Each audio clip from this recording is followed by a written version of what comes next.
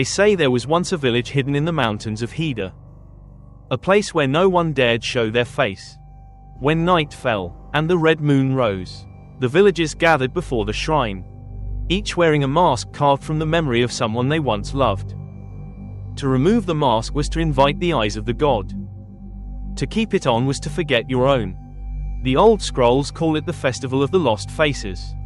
A ritual that never truly ended. Because those who lost their faces still walk in the fog, searching for anyone who dares to look back at them. And if, on a windless night, you hear a voice from the trees whisper, "Do you remember your face?" Do not answer. The festival is still waiting. Chapter 1: The Breath of the Mountain. Night descended upon the mountains of Hida like a pool of thick black ink. The mist was so dense that even the distant toll of a temple bell seemed to drown within it. A narrow trail wound through the forest of ancient cypress trees, crooked and damp, as if carved from the veins of the earth itself. Along that lonely road, a single lantern flickered. Its orange glow trembled over a saffron robe soaked with rain. The monk Rensho had been walking for 3 days without encountering another soul. He had left his temple in Takayama to seek the forgotten faiths whispered to dwell in these northern mountains. But that morning, swallowed by fog, he no longer knew which way was path and which was cliff. Somewhere close, water dripped, and beneath it, slow, deep, uneven, came the sound of breathing. The mountain was breathing. He stopped, pressing his palms together. Greater than, Namu Amida Butsu, what voice is this? Then he saw it. A shape lying in the mud, not a creature, but a mask. It was half broken, lacquered in faded crimson, its cracks black as dried blood. When Rensho lifted it, it was warm like human skin. Ahead, a faint light shimmered through the mist. A procession of lanterns stretched into the fog, leading down toward a valley where the haze thinned enough to reveal a cluster of rooftops, silent. Still. That was Nukibara, the village erased from all maps. Among the crooked houses, shadows moved. Every villager wore a mask. Men with plain wooden faces, lips sealed. Women with golden masks whose eyes were painted shut. Children with paper fox masks, running silently through the rain. No one spoke. They only bowed as the stranger passed. Rensho felt as if he had stepped into a dream.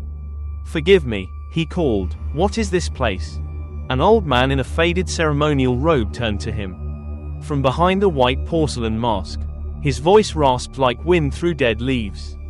"Greater than, this is Nukibara, traveler. The place where wind breathes, and masks blind the eyes of the gods." He led Rensho to a small inn on the edge of the village. Inside, the air was heavy with incense. Hundreds of masks hung from the walls, faces frozen in laughter. Sorrow, fear, all watching, all silent. "Does everyone wear a mask here?" Rensho asked. "Yes," said the old man, without removing his own. "Greater than, to show one's true face is to invite the gaze of the divine. If you have no mask, do not walk outside after the first drum tonight." "Why not?" "Greater than, because that is when the masked god walks through the village, to count the faces that are missing." The oil lamp flickered. Shadows of masks stretched long across the room, trembling like spirits caught between laughter and grief. Rensho sat motionless, listening. Outside, the wind slipped through the cracks in the shutters, a low moan. Almost like whispering voices. "Greater than, our faces, were taken." He turned. The mask on the table had fallen, split clean in two. One half rolled to his feet and stopped. Between the cracked lacquer, a human eye blinked. The monk drew his robe tight and began to chant softly. But outside, the mist thickened, and from somewhere deep within the mountain came the sound of a drum. Slow and steady, like the heartbeat of something vast and waking. Chapter 2: The Shrine of 100 Faces. Morning in Nukibara had no sunlight. The sky was a dim, ash-colored veil, and the breath of the mountains hung thick upon the roofs. The bell at the village's edge tolled 3 slow notes, long and hollow, as if calling the dead to wake. Rensho stepped out of the inn. Under the eaves, hundreds of small masks swayed from red cords, human, animal, god. Each one turned with the wind, and though none had mouths, they seemed to whisper as he passed. A woman in a grey kimono crossed the street. Her voice came muffled through a pale mask painted with closed eyes. "Greater than, you are the traveler," she said softly. "Do not go up the mountain today. The Carmen shrine is not open to strangers. I only seek to pay my respects." Rensho replied, "Last night I heard the drums." The woman shook her head. "Greater than, the one we worship is not a Buddha. If you see his face, you will lose your own." And she vanished into the mist. But curiosity drew Rensho onward. He followed the old stone path winding up through the cedar forest. Moss covered everything, the steps, the statues, even the carved foxes that guarded the trail. Each statue bore a different expression: joy, sorrow, rage, and some, none at all. At last, the trees opened onto a plateau. There stood Carmen Ginger, the shrine of masks. Its torii gate leaned with age, wrapped in moss like old skin. Beyond it, the shrine glowed faintly in the gloom, lit by hundreds of candles arranged in a perfect circle. From the ceiling hung masks upon masks, rows spiraling upward until they disappeared into the dark rafters above. A priest stepped forward, his back bent, his voice rasping like burnt paper. "Greater than, a monk from the lowlands. You are far from your temple, pilgrim." "I came seeking understanding," said Rensho. "Why does everyone here hide their faces?" The priest turned toward the shrine's inner hall, pointing with his staff. There, suspended above the altar, was a giant mask, black lacquer, red lips, a crescent carved upon its brow. It had no eyes, yet Rensho felt it watching him. "Greater than, long ago," said the priest, "a sickness swept this land. Those who caught it lost their faces, skin melted, bones dissolved, leaving only emptiness. The villagers prayed for salvation. The mask god answered. He bowed low before the idol. Greater than, he told us, offer one beautiful face each year, and the plague shall end." From then on, we held the festival. "Did he save them?" Rensho asked quietly. The priest nodded once. "Greater than, the sickness vanished. Yet every year, one villager disappears, and the next morning, a new mask appears upon the shrine wall." The monk looked around. 100 masks stared back at him, each different, yet eerily human. Some bore moles, scars, faint wrinkles too delicate to be carved by hand. "These are not made of wood," Rensho murmured. The priest's staff struck the floor. From behind a curtain, several villagers entered, carrying fresh crimson masks. They knelt, placed the masks upon woven mats, and chanted in one voice.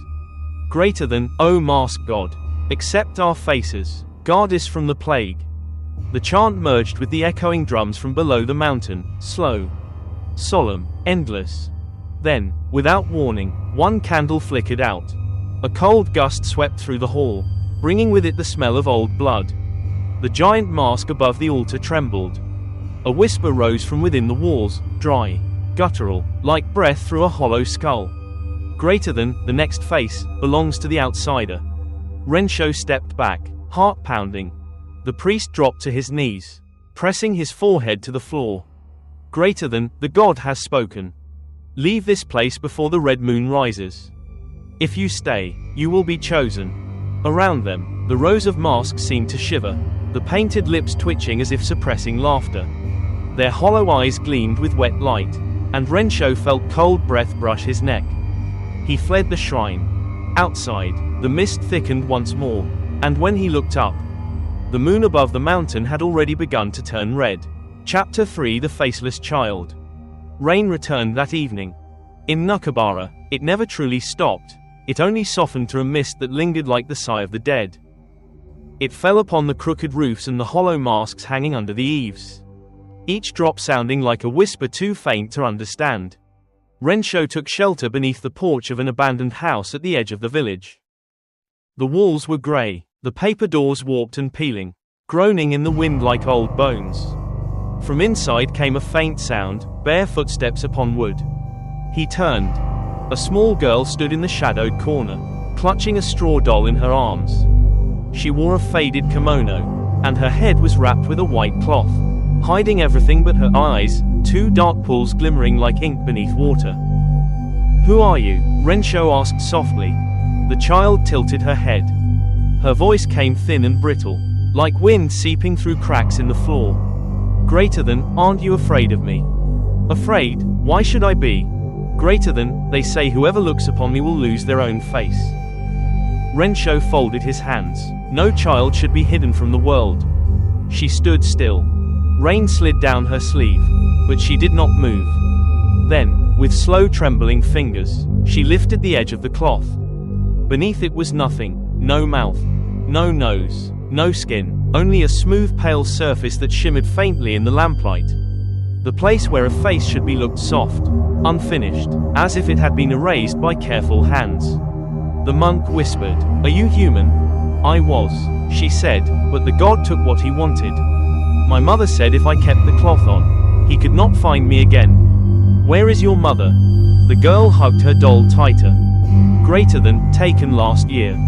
When the red moon came." A drumbeat rolled through the fog outside, slow and heavy. The child flinched. "Greater than, he's waking. The god of masks. Every year he needs a new face. My mother gave him hers.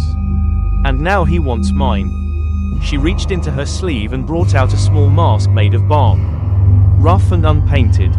Placing it in Rensho's hand, she whispered, "Greater than, I made this one. If he comes for me, give this to him instead. Maybe he'll think it's enough."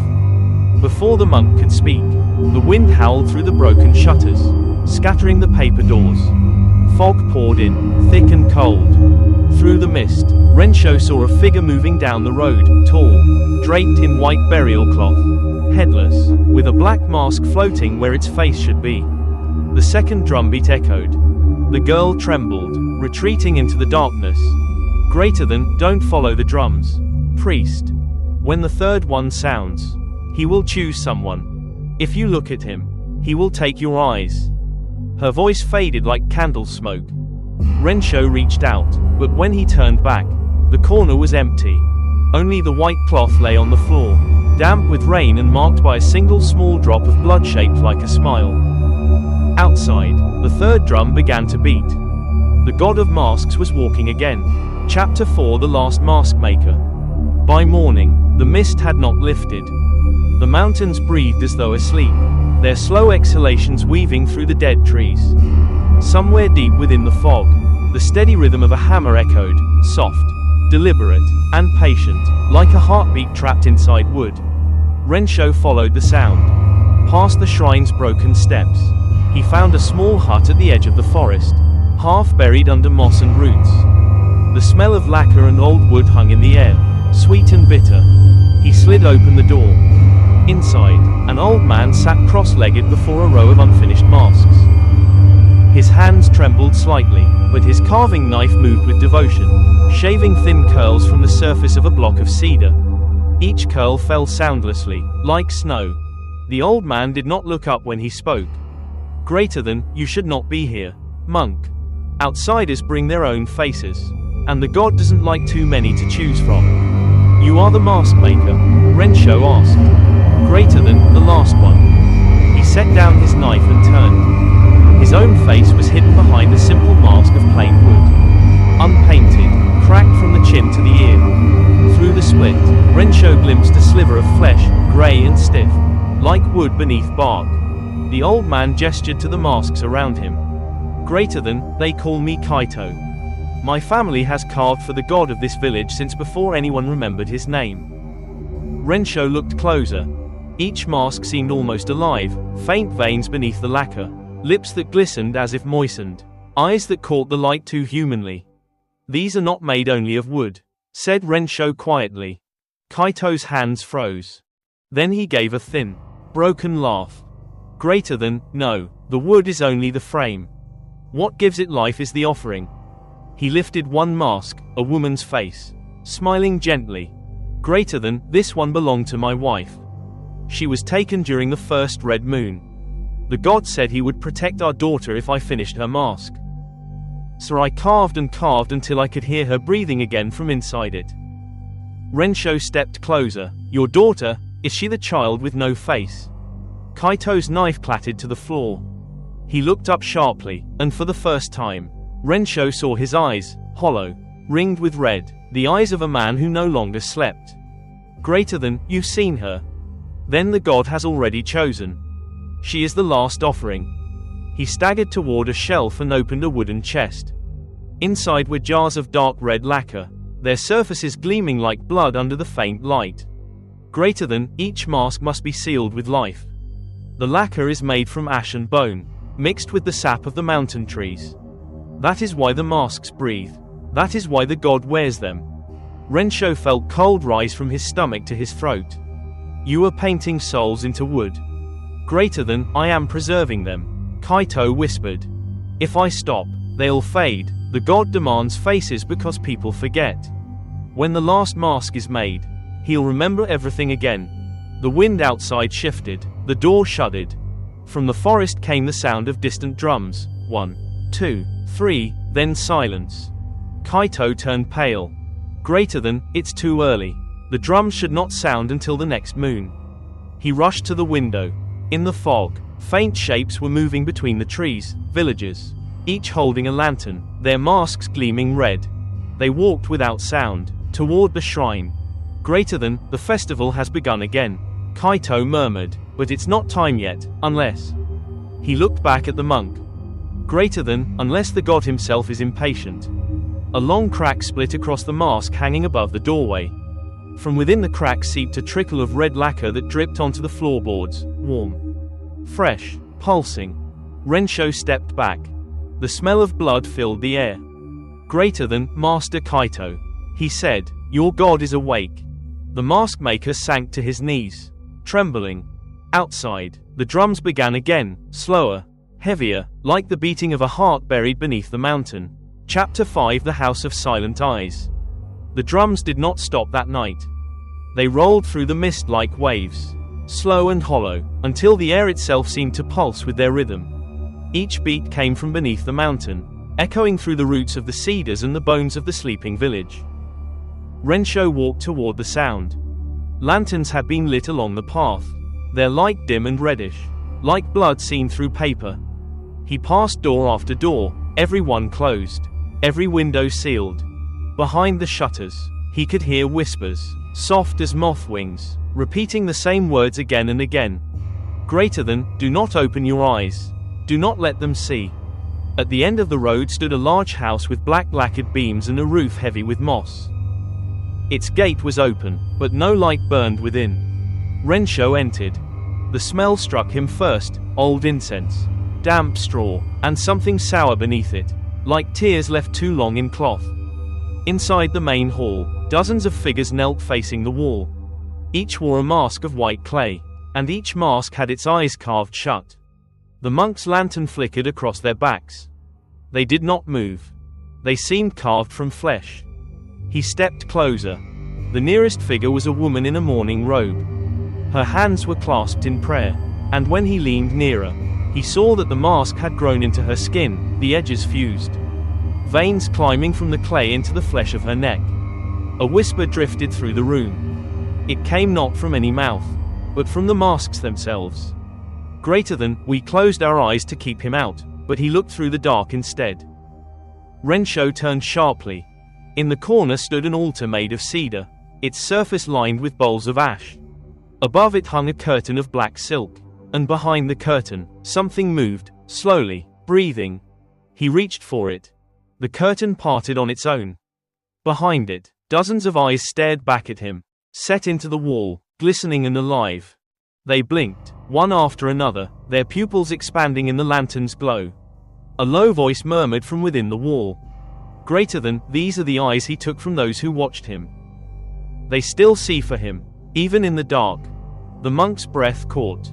He lifted his rosary and began to chant, each syllable trembling.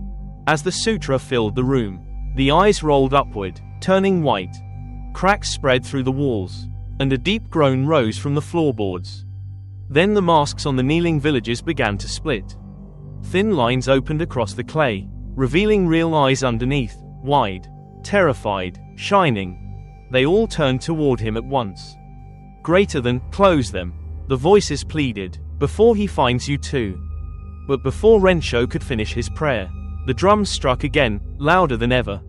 The eyes on the walls burst into light, and every mask in the room screamed. The air exploded with dust and the stench of burnt lacquer. When silence returned, the hall was empty. Only masks remained, lying face up on the floor, their eye sockets hollow. Outside, the fog had thickened to the color of blood. Rensho staggered into the street. The entire village was awake now, hundreds of masked figures standing motionless in the mist, all facing the mountain. The drums beat once more, a single heavy note that shook the earth. And then the whisper came, echoing from every mask. Greater than, the god has opened his eyes. Chapter 6. The painting beneath the red. Morning never came to Nukibara. The mist only paled from black to grey, and the smell of burnt lacquer drifted through every house. No one stepped outside. Behind the paper doors, villagers worked in silence, grinding pigments, mixing ashes, sharpening knives. The sound of countless brushes filled the air like the wings of insects. Rensho returned to Kaito's hut. The door stood half open. Inside, the air was heavy and sour, thick with the scent of resin and blood. Kaito sat before his altar, unmoving. Around him lay dozens of unfinished masks, pale, bare, waiting for color. Their blank wooden faces glowed faintly in the dim light. "Master Kaito," the monk whispered, "you have not slept." The old man did not answer. He dipped his brush into a bowl of red paint and stroked it across a mask's cheek. The pigment glistened wetly, sinking into the wood like blood into flesh. Rensho knelt beside him. "That lacquer, it is not paint, is it?" Kaito's hand froze mid-stroke. Then he spoke, his voice hollow. "Greater than, it is their ashes. Mixed with sap, sealed in prayer. Every layer buries another soul. The god sleeps beneath the red." As he spoke, the red deepened, dark veins spreading across the mask's surface. A faint shimmer rippled beneath the lacquer, and Rensho saw, for an instant, a face within the wood. Twisted in agony, trying to breathe. "Kaito," the monk said softly, "you know what you're doing is wrong." The old man laughed quietly. "Greater than, wrong, then let them all die. If I stop, the god will wake hungry. Better one condemned soul than 100 devoured." He stood and pulled away the cloth covering the back wall. Behind it stretched a vast mural painted entirely in red. At first it seemed abstract, a storm of shapes and color. But as Rensho's eyes adjusted, he saw what it truly was, a wall of faces. Hundreds of them. Men, women, children, pressed together, mouths open in silent screams. Their eyes glazed and sunken. The paint shimmered with wetness as if it had never dried. "Dear Buddha," Rensho breathed, "this is not a painting." Kaito smiled faintly. "Greater than, it grows by itself now. Every night, when I sleep, new faces appear. I don't paint them anymore, they paint me." A whisper rose from the wall, faint as wind. The faces trembled. Among them, a woman's voice spoke. "Greater than, Kaito, where is our child?" The old man staggered back. "Amy, no, stay silent. Greater than, you took my eyes for the god. Now he will take yours." The candles flared. Rensho saw blood trickling from the corners of Kaito's eyes as he screamed. He stumbled, clawing at his face. The mural pulsed like living flesh. Its mouths opened wide, exhaling a stench of burnt bone. The faces began to move, smiling, crying, whispering all at once. "Greater than, we see you, monk. We see your face.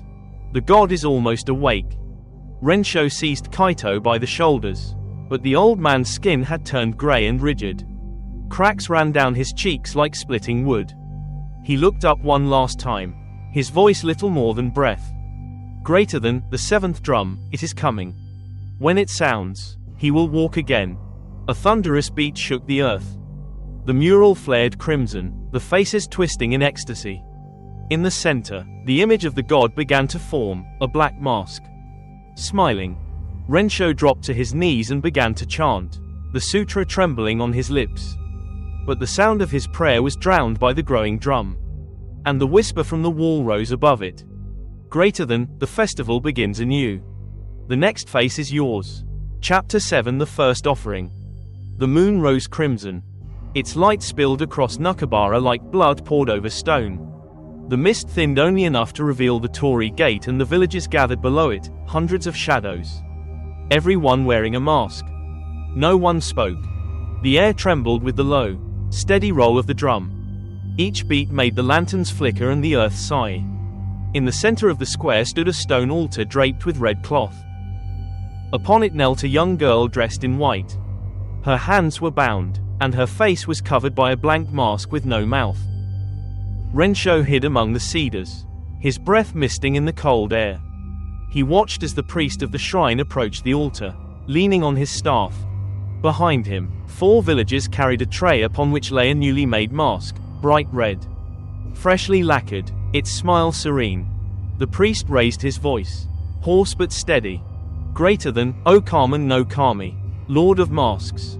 We offer this face to you. Accept it, that our village may live another year. The 7th drumbeat boomed. The ground shuddered, the mist curled inward, drawn toward the altar. The priest dipped a brush into a bowl of dark liquid and painted a mark across the girl's forehead. Greater than, may the paint become skin, and the skin become yours. He lifted the red mask, turned it toward the sky, and pressed it slowly over her white one. The moment it touched, the drums quickened. The red lacquer began to flow, seeping through the seams of the mask. The girl jerked violently. Her bound hands clawed the air as muffled cries leaked from beneath the wood. The lacquer bled down her neck, steaming as it touched her skin. Greater than, be still, the priest murmured, the god receives you. Rensho could not stay silent. He burst from the trees, shouting, stop this. Every masked head turned toward him at once. Their painted smiles glimmered in the moonlight. The priest hissed, greater than, you should not have come. Monk, the god has already chosen you. Rensho ran forward and tore the red mask from the girl's face. It came away with a wet sound. Beneath it, her skin was raw and gleaming, her eyes open wide with terror. The mask in his hands pulsed, hot as flesh. It screamed, a high, inhuman cry that echoed across the square. Lanterns shattered. The wind roared, scattering the offerings. One by one, the villagers' masks began to crack, thin red lines spreading like veins. From within the shrine, a low laugh rumbled. The great mask of the god glowed from behind its altar, eyes opening, 2 coals of burning red. The priest fell to his knees. Greater than, he wakes. He walks. The drums thundered again, faster, heavier, until the rhythm became the heartbeat of the mountain itself. The villagers swayed, chanting through broken masks. Greater than, our faces for his, our breath for his. The giant mask above the shrine split down the middle, revealing darkness within. A shape began to rise, tall, skeletal, wrapped in robes of ash. Where its face should have been was only emptiness, waiting. Rensho dropped the screaming mask to the ground. It wreathed once, then fell still. He looked up at the god's hollow visage and whispered, greater than, if it is faces you want, take mine. The wind died. The red moon dimmed to black. Then, from the hollow of the mask, something vast drew breath. Chapter 8 The Forgotten Faces. They dragged him down into the earth. Hands like roots clutched his robe, pulling him through a narrow stairway behind the altar of Carmen Ginger. The passage reeked of rotten wet ash. Lanterns burned low, their light trembling upon the walls like frightened souls. At the bottom waited the priest and 2 villagers, their masks cracked but still clinging to their faces. The priest's voice was thin and trembling. Greater than, the god has spoken. The monk who defied him must offer his face, so that the balance may be restored. They bound Rensho's wrists with rope soaked in sap. The air grew colder as they descended another stair, deeper than any temple cellar. Deeper even than the veins of the mountain. The tunnel opened into a cavern vast as a temple. The walls gleamed faintly, but not from stone. They were covered with masks, thousands of them, packed so tightly that no surface showed between. Each mask was different, yet every one of them seemed to breathe. From somewhere within came a whisper, many voices layered atop one another. Greater than, return us. We are still here. The priest lifted his torch. Greater than, this is the hall of forgotten faces. Those who were not chosen, those whose offerings failed, dwell here. Their masks remain, their souls imprisoned within. Rensho's knees weakened. Everywhere he turned, hollow eyes stared back, not painted, but wet and glassy, as if still alive. In the center of the cavern stood a dry stone well, ringed with ropes and jars of lacquer. The priest gestured toward it. Greater than, within lies the heart of our God. When the 101st mask is sealed, he will take his true form. They forced Rensho to his knees. A villager approached carrying a new mask. Pure white, unpainted, flawless. Across its forehead, a crack formed the shape of the character for human. Greater than, the god desires this mask to be yours, said the priest. It will drink your blood and bear your likeness forever.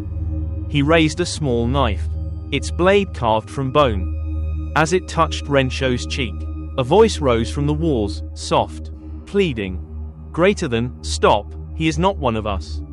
The whisper grew louder, a chorus swelling through the cavern. Greater than, he carries light, he carries the sutra. The priest shouted above the noise. Greater than, silence, the god commands it. But the voices would not cease. Masks trembled, clattered, fell from the walls like dry leaves. They landed upon the floor and began to move, twisting, crawling, turning their hollow eyes toward the priest. Rensho closed his own eyes and began to chant. Each word of the sutra shimmered in the air, white against the red glow of the torches. The fallen masks stilled, then began to speak again, but not in pain, in release. Greater than, you have come, to open the gate.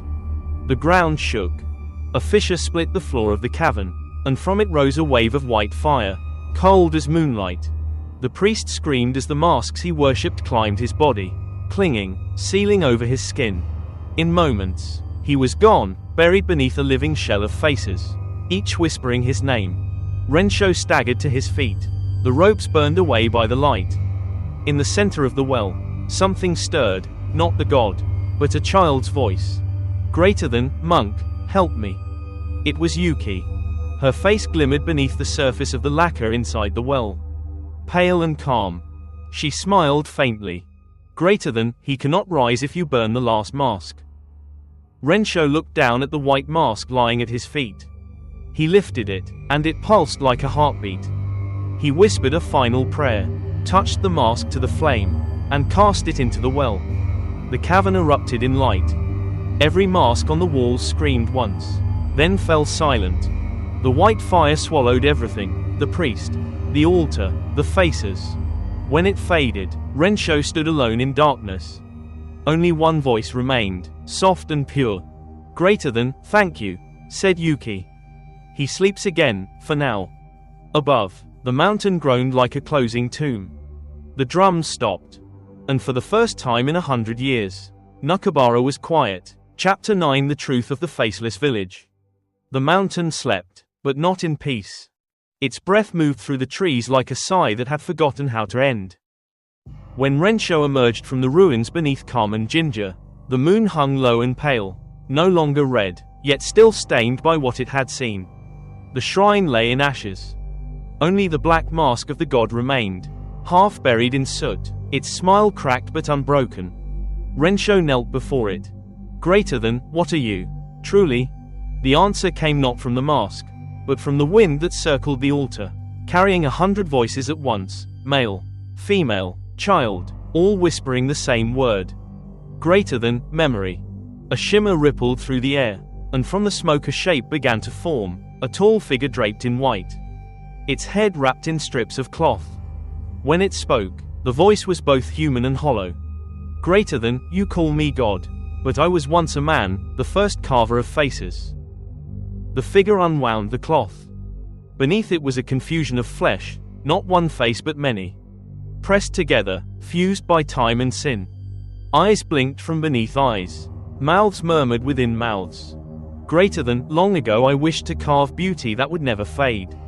The creature said, I stole the faces of the dying and sealed them in wood, that they might live forever in the God I made. When the people saw my work, they called it divine. Their fear fed me until I forgot my name. Rensho bowed his head. Greater than, you became what they believed. Greater than, and they became my masks. The being replied. To lose one's face is to lose guilt, shame, sorrow. They begged me to take them. I only granted their wish. Behind it, the air quivered, the ruined walls glowed faintly, showing the outlines of faces that had once been part of the mural. In their midst appeared the small form of Yuki, her eyes calm and dark. Greater than, is this the truth? Rensho asked. She nodded. Greater than, the god is not evil, only the echo of what men desired, to hide from themselves. The faceless god reached out a hand of ash. Greater than, give me the child. Monk. She carries the last pure face. When I wear it, I shall be whole again. Rensho stood between them. Greater than, if wholeness means forgetting sin, then you will never be whole. The god's many mouths smiled. Greater than, then I will make you forget with me. The wind howled. From the ashes rose the masks of the dead, swirling in a crimson storm. Each one bore a trace of its former self, eyes that once wept, lips that once prayed. Rensho drew his rosary tight around his wrist and began to chant. The sound was thin against the storm, yet it spread like light through fog. One by one, the masks halted, turned upward, and began to crack. Greater than, you remember now, he cried.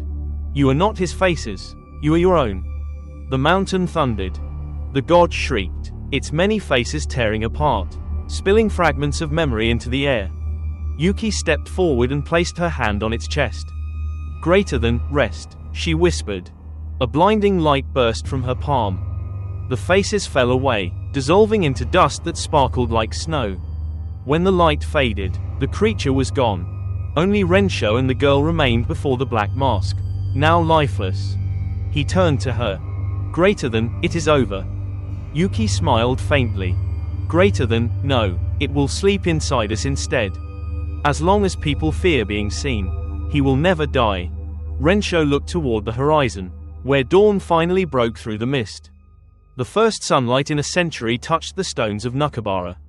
For the first time, the village had shadows again, and faces to cast them. Chapter 10: The Return of the Crimson Moon. Weeks passed, though the mountain did not seem to notice. The people of Nukibara moved like sleepwalkers through their ruined village. The shrine was silent, its torii half collapsed, its bells buried in ash. But sometimes, when the wind came from the north, they could still hear the faint beat of a drum, as if the god's heart had not yet ceased. Rensho stayed among them. He rebuilt the well, burned the broken masks, and buried the remains of the priest beneath the cedar trees. Every dawn, he chanted sutras for the nameless dead, and every night, he dreamt of faces swimming in red light. Yuki stayed near the edge of the forest, rarely speaking. Her small hands mended the torn paper doors of the houses, and she tended the lanterns that burned for the lost. Sometimes she smiled, but her eyes seemed older than the village itself. One evening, as mist rolled from the valley, Rensho saw her standing by the lake where the god had once slept. The water was dark and still, reflecting the faint outline of the moon. Greater than, you should rest, he said. She turned. Greater than, the moon is changing again. He followed her gaze. A thin red ring had begun to creep along the edge of the pale orb, faint, but growing. It was too early for the eclipse. Greater than, it is his breath, she whispered. He dreams beneath the water. Rensho stepped closer. Greater than, the masks are gone, the shrine destroyed, he cannot return. Yuki shook her head. Greater than, he does not need masks anymore. He learned from us. Now he wears the faces we keep inside. The monk felt a chill. The surface of the lake rippled, though no wind touched it. Shapes shimmered beneath, hundreds of faint reflections, each one a human face, pale and shifting. Their eyes opened slowly, as if waking from sleep. Greater than, they remember, Yuki said softly. The faces we thought we lost, they remember us. The crimson ring around the moon deepened, spreading until the light on the water turned the color of blood. The reflections began to move, twisting, merging into one vast shadow. Rensho grasped his prayer beads. Greater than, we must seal him again. Greater than, no, Yuki said, he cannot be sealed. You can only give him a face that is willing. She stepped forward, bare feet touching the lake. The water did not ripple beneath her. Her reflection rose to meet her, a faceless figure, smooth and white. Greater than, you cannot. Rensho cried. You have been freed. Greater than, then let me free him too. She reached out, and the faceless reflection touched her hand. The surface of the lake shuddered. For a moment, her true face flickered in the water, calm, smiling, human, and then vanished beneath the red glow. Rensho fell to his knees at the shore. The water turned still again. Only the faint echo of drums lingered, fading into the mountain's breath. That night, the moon hung full and red above Nukibara once more. No one slept. Every mirror, every pool of water, every polished surface in the village reflected not the moon, but a single white mask, smiling faintly. Chapter 11. The Temple Without Prayers. Days turned grey, then bled quietly into one another. No bells rang in Nukibara anymore. The villagers no longer prayed, not because they had lost faith, but because they feared what might answer. Rensho built a small temple on the hill above the lake.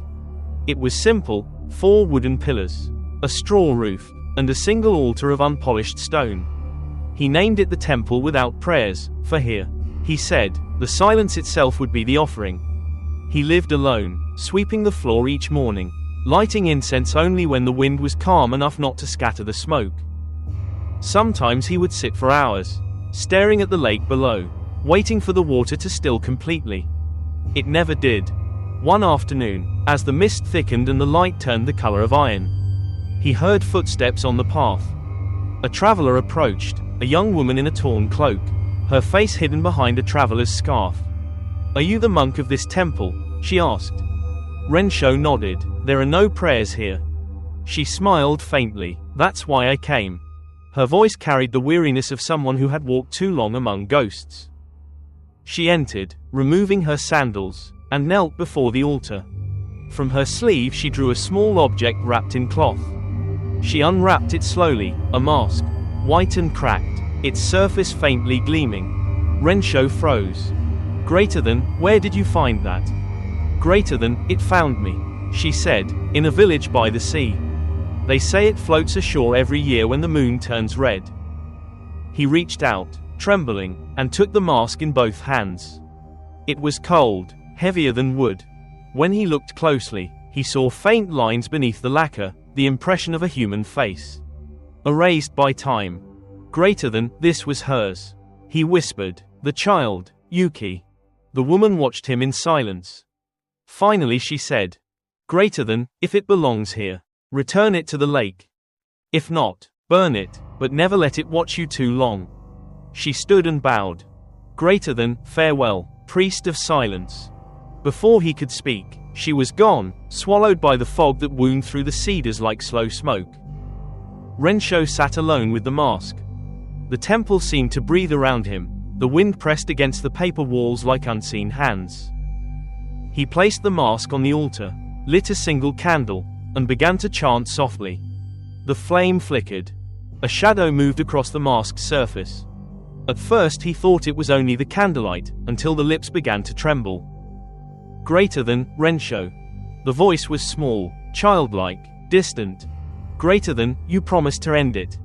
The monk's rosary slipped from his fingers. "Greater than, Yuki, is it you?" "Greater than, he dreams again." The mask's eyes opened, empty hollows that glowed faintly red from within. A low hum rose from the walls, deep and slow, like a drum beating beneath the floor. Rensho seized the mask, holding it close to his chest. "Greater than, then let this temple be his prison." He threw the mask into the fire. The candle exploded into white flame, engulfing the altar. Wind screamed through the open doors, scattering ash and prayer beads. Outside, the lake stirred once more. The water rippled, and a faint reflection appeared on its surface, a monk without a face, kneeling before a burning temple. The flames died as quickly as they had risen. The mask was gone. Rensho knelt among the ashes, whispering a final sutra.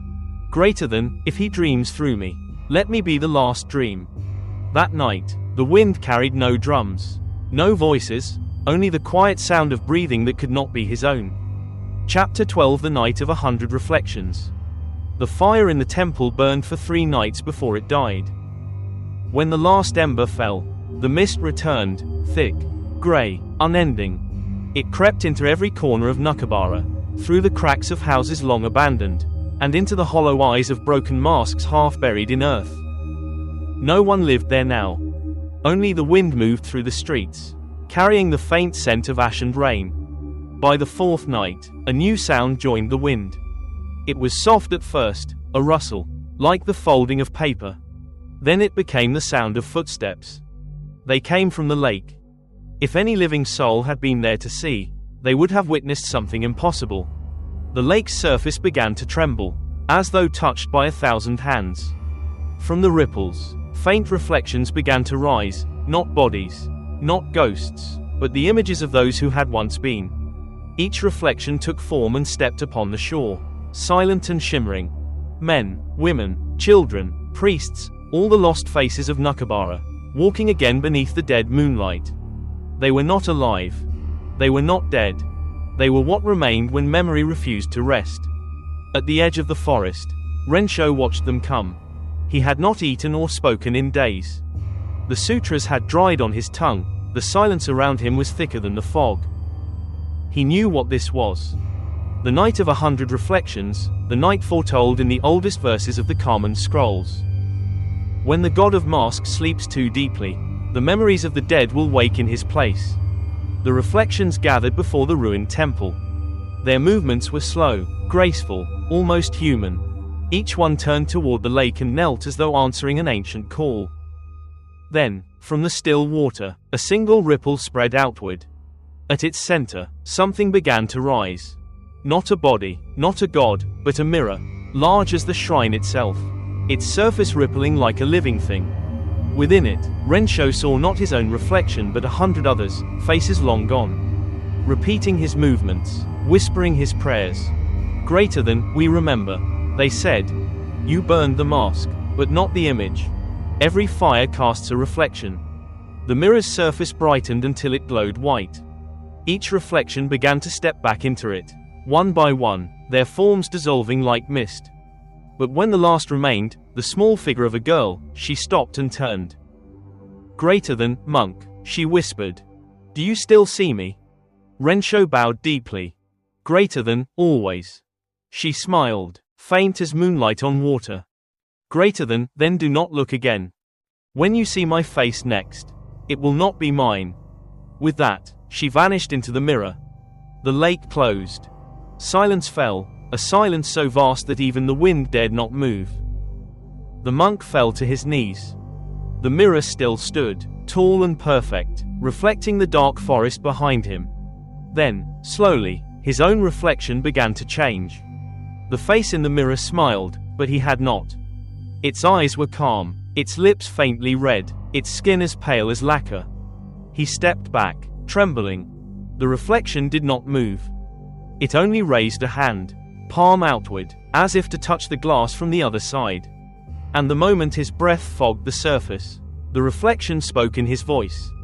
Greater than, one of us must stay to guard the dream. You choose which side. The mirror rippled once. The monk's body turned cold. Then, with the faintest sound, like the sigh of a candle going out, he was gone. In the empty clearing, the mirror stood alone, its surface still.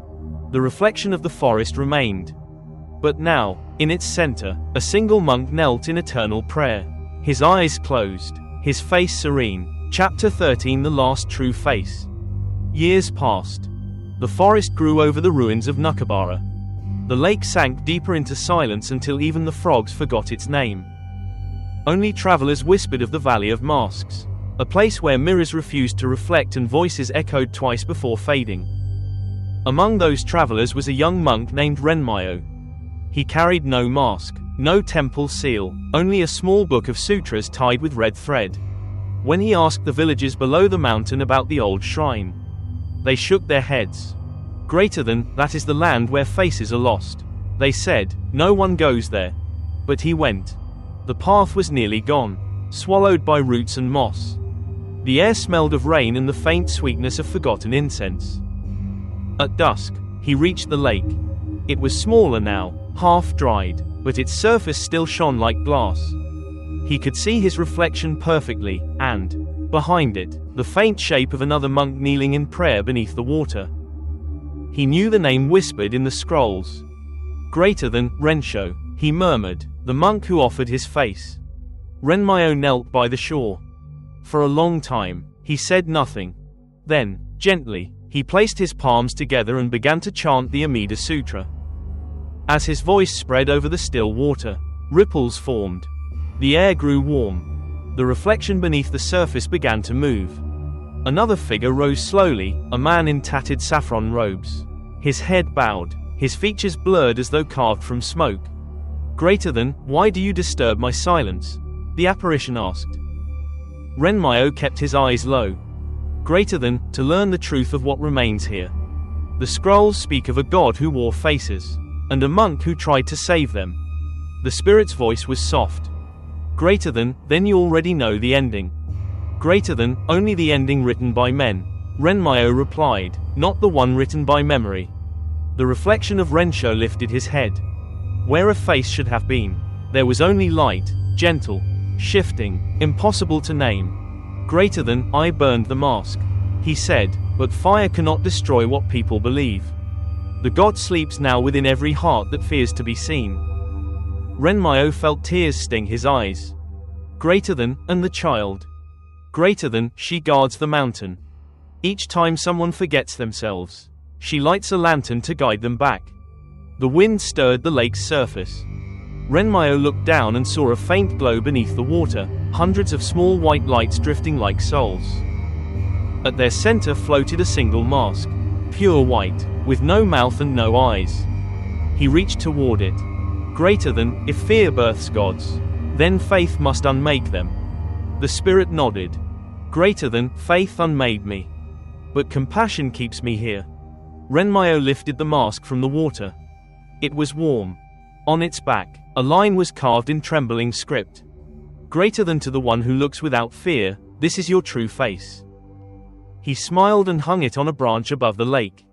When the wind blew, the mask swayed gently, making a sound like a bell in distant fog. The reflection of Rensho faded with the ripples. Only Renmyo remained, kneeling by the shore as dawn touched the treetops. The water shimmered gold, and for a brief moment, his reflection smiled back, not as monk or ghost, but as both. He whispered, greater than, the last true face is the one that no longer hides. And the mountain breathed once more. Chapter 14, the final offering. Night fell upon the mountain once more. The wind carried no scent, no voice, only the weight of memory. The lake, now calm as glass, reflected a crimson moon rising behind the trees, the first red moon in 100 years. From the edge of the forest, Yuki appeared. She walked barefoot across the earth, her white robe trailing like mist behind her. Her hair hung loose, her eyes clear as the surface of the lake. She had not aged, time had passed around her like wind through empty hands. At the water's edge, Rensho's spirit waited. He stood within the reflection, his form flickering between flesh and smoke, between man and memory. Greater than, you have come again, he said. Greater than, it is time.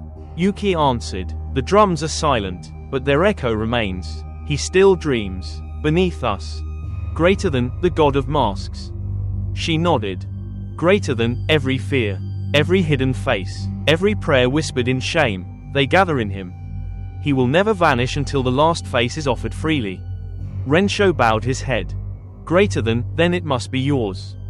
Greater than, no, she said softly. It must be ours. The moonlight touched the lake, turning it to blood. All around them, faint lights rose from the water, the souls of those who had once worn masks. Floating like white petals in the dark.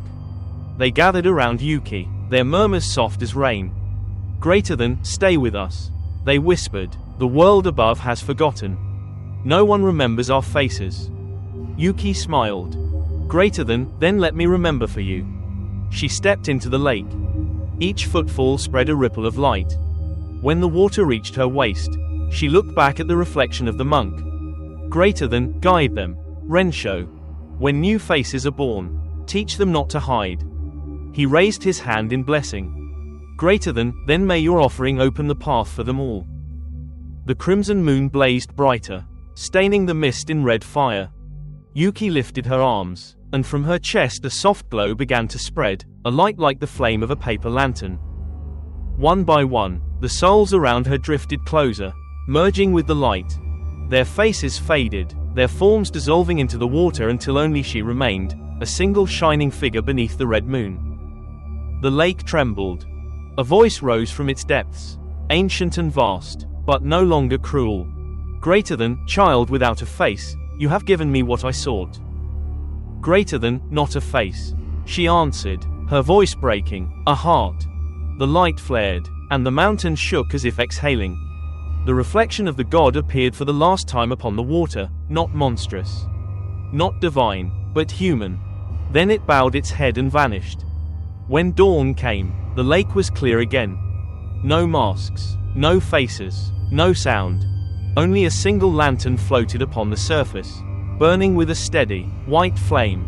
High above, upon a branch, the mask that Renmayo had left swayed in the breeze. It turned once, facing the sunrise, and its empty eyes seemed almost to smile. Chapter 15. After the festival, the village of no one left. 100 years passed. The name Nukibara vanished from every map. No road led to it anymore, no traveler claimed to have found it. But in the mountains of Hida, when the wind blew through the cedars at dusk, people still heard a faint sound, the echo of a drum beneath the earth. The villages below spoke of it in hushed tones. They called it the Hollow Valley, a place where even one's reflection feared to appear. Some said it was cursed. Others said it was sacred. No one stayed long enough to decide. One autumn morning, a scholar from Kyoto arrived with ink-stained hands and a pack full of scrolls. He came seeking the lost shrine of Carmen Ginger, hoping to prove that the story of the Festival of Lost Faces had once been real. He found nothing but a forest of silence. Yet deep among the trees, he stumbled upon a clearing where the ground was smooth as glass. In its center grew a single cedar tree, tall and gray. From one of its branches hung a mask, white, unpainted, cracked by time. When the scholar touched it, it swung gently in the breeze, facing the rising sun. Behind it, carved into the trunk of the tree, were words in an ancient hand. Greater than, remember the face you hide, before you forget why you hid it. He bowed, though he did not know to whom. And as he turned to leave, the wind stirred, not harsh, but almost like breath. For an instant, he thought he saw two shadows in the mist beside the lake below. A young girl holding a lantern, and a monk in saffron robes walking beside her. When he blinked, they were gone. That night, he wrote in his journal, greater than, the village was not cursed. It simply fell asleep within its own reflection. He sealed the pages, left them by the cedar tree, and descended the mountain. By morning, the journal had vanished.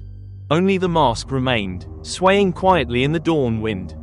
And still, when the red moon rises once every century, travelers claim the mountain glows faintly. They say the lake appears again for a single night, its surface shining like polished glass, its water reflecting not the stars, but faces. Faces that watch. Faces that smile. Faces that whisper. Greater than, we are not lost. We are remembered. The drums have fallen silent. The masks have turned to dust. But in the hollows of the mountains, the wind still carries a name. Yuki, the child who gave her light to end the darkness. No one remembers her face now, and perhaps that is mercy. For the story of Nukibara is not about gods or curses, but about the fear that lives behind every smile. Listen, and you may hear them. A monk's prayer, a girl's laughter, the sigh of a mountain that no longer dreams. The festival is over, yet every mirror still remembers. Like and subscribe to Whispering Dark Tales for more chilling ghost stories.